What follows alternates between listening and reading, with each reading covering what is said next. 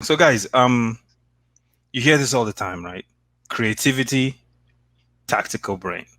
You have some guys, they grew up, like you said, they grew up playing small-sided games like in Brazil their entire life.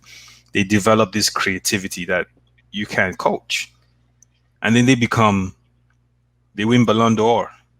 But you have guys who go through structured systems, and become very good players, but they don't get to that level like some of these technical, very highly skilled players. So I guess the question is it being able to have billions of dollars thrown into a lot of systems and creating this machine that with the licensed coaches, or is it having a free flowing system where kids go out and play nonstop, and then these kids develop skills that you can't coach, and after a while they then get into a system where they're able to teach them tactically how to make runs, what to do, and those sort of things. What do you think? Is it creativity?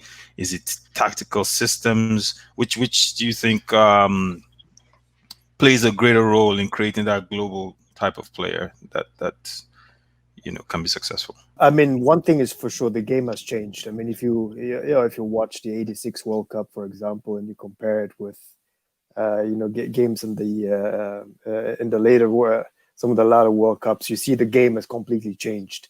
I mean, back in the days, a defender was a defender.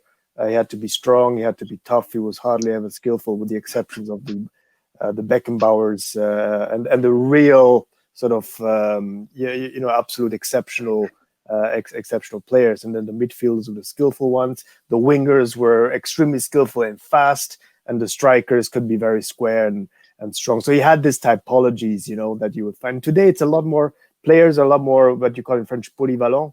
They're multitask, multi-skill. I remember this guy, Jorginho, in the 94 Brazil team. His whole career, and Cafu as well, basically. Those are two players, their whole careers is spent it on the right lane, running up and down. Or even and a bit later, Roberto Carlos as well. Today, players are a lot more versatile. I mean, take a player like Alaba in Bayern Munich. I mean, this guy in the national team, he plays offensive midfielder sometimes. In Bayern Munich, he can play from central defense to left defense, or even to a defensive midfielder. So players today are a lot more rounded off. I think that is one thing. And the effect of that is that you have a lot less space now for, I would say, even the Zinedine Zidanes, the Okocha, the true playmakers. You still have maybe Messi, but that's really like an exception. But back in the days, you had that type. You had the playmaker, which today you don't have anymore. So the game has definitely changed. You have to be, no matter which position you play. I mean, even goalkeepers are not footballers. Look at Manuel Neuer. I mean, he could easily be one of the top central defenders. Actually, that's how he handles the ball. So I think that is one thing. Players are all top fit, whether you're a striker or defender or a midfielder. You're highly skilled and you're tactically smart. Those are the three things you need to bring. And of course, like Khaled said, the discipline to be a player, and that comes with to be a professional player. If you don't have that, you're not going to make it. Whereas maybe 20, 30 years ago, skill was enough. I think that is one thing. But maybe there's one important point on systems, and I just want to pick up what Khaled was saying in terms of the small-sided games. Germany. I'll take Germany. I am German, revealing that secret. I'm officially German. So we won the World Cup in 1990, right? With that team, and it's basically the '86 team minus one or two players, and added another one or two players, and then we won the 1990 World Cup. '94, that same team goes to the World Cup again, crashes out against Bulgaria. Jordan Lechkov and Risto Stoichkov killed us in that game. Then '98, even a worse performance, Croatia kicks us out. I think it was either 3-1 or 3-0. Davor Suker hurt us very badly. Very skillful teams basically played us against the wall. Then the German Football Federation realized, look, we have to do something. We're losing, We're losing the connection to the evolution of the game. Things are becoming, it's the technical teams that are coming on strong. And look at the football France was playing in '98. It was football from a different style. It was exotic. It was at the same time tactically strong. So Germany was missing that spark, the creativity, like we said, like you mentioned earlier. So Germany did a very important move. They got their first technical director in Matthias Sammer in the early 2000s. And what he did, he basically designed this unified system that all German teams, clubs, would have to try and at least adhere to. And one of the important elements that came out of that, and that was the funding that came from the German Football Federation, was to basically build small-sided pitches all over Germany.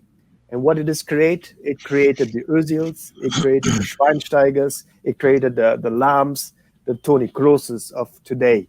And that brilliant team that already in 2006, when Germany hosted that team, those guys were super young. They were teenagers, but already it was a different football. All of a sudden, so in less than 10 years, they managed to transform the way this national team played. The pool of players became different.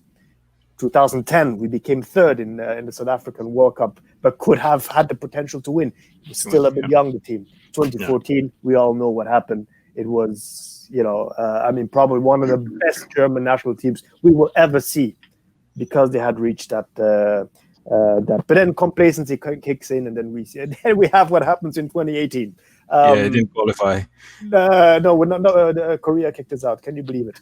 Anyway, but just to let you know that the system is important.